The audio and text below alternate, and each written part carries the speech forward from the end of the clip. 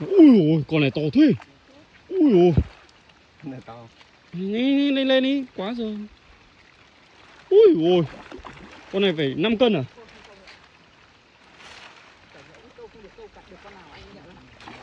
Con này dã man, bằng con anh Nam nữa.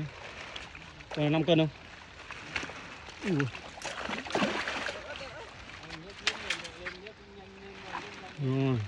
Rồi. Bê ra. Con này to nha. Con này 5 cân không? Đây là 3 5 cân. Nhưng mà bị bong vẩy kìa. Ui ôi.